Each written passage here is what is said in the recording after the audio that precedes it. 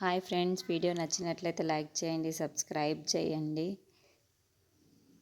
అని వాళ్ళ మామయ్య ఒక రూమ్లో వెళ్ళి గడపెట్టేసుకొని ఉంటాడు. అది చూసిన ఇంట్లో వాళ్ళందరూ ఏంటండి మీరు ఇలా చేశారు అని అతనికి వాళ్ళ అమ్మాయి ఇంట్లో ఉన్న వాళ్ళందరినీ అడుగుతూ ఉంటారు.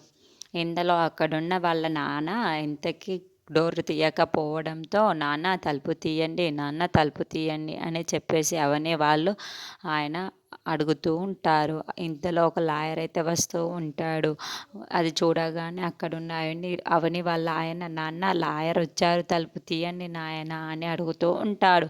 ఆ మాటలు వినగానే అక్కడున్న వాళ్ళ మాటలు వినగానే అక్కడున్న అవని వాళ్ళ మామయ్య మాత్రం బయటికి వస్తూ ఉంటాడు. ఏంటి నాన్న ఇప్పుడు లాయర్ని ఎందుకు పిలిపించాడు అని అడుగుతూ ఉంటాడు. ఆ మాటలకి అక్కడున్న వాళ్ళ నాన్న మాత్రం ఈ రోజు ఆస్తి పంపకాలు జరపడానికి ఈ లాయర్ని పిలిపించాను అని చెప్పేసి అంటూ ఉంటాడు.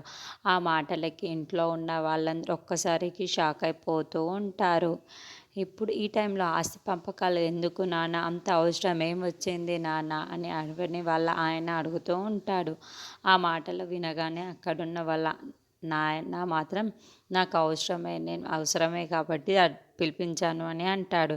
అక్కడ ఉన్న లాయర్ మాత్రం ఎవరికి పంచాలి, ఎంతమందికి అడుగుతూ ఉంటాడు. ఆ మాటలకి వినగానే అక్కడున్న వాళ్ళ అవని వాళ్ళ మామయ్య అయితే నాకు ఇద్దరు కూతుర్లు ఉన్నారు, వాళ్ళకి సమానంగా ఆస్తిని అయితే పంచండి లాయర్ గారు అని అంటూ ఉంటాడు. ఆ మాటలు వినగానే అక్కడున్న లాయర్ మాత్రం ఇంట్లో ఉన్న వాళ్ళందరికీ ఒక్కసారిగా షాక్ అయిపోతూ ఉంటారు. ఇంతలో అక్కడున్న లాయర్ మాత్రం ఏంటండి మీకు ముగ్గురు కొడుకులు కదా అని అంటూ ఉంటాడు. ఆ మాటలకు వినగానే అక్కడున్న అవని వాళ్ళ మామయ్య అయితే లేదు, నాకు ఇద్దరు కొడుకులే ఉన్నారు, ఒక కొడుకు చనిపోయాడు అని అంటూ ఉంటాడు. ఆ మాటలు వినగానే అక్కడున్న అవని వాళ్ళ ఇంట్లో ఉన్న వాళ్ళందరూ ఒక్కసారి షాక్ అయిపోతూ ఉంటారు.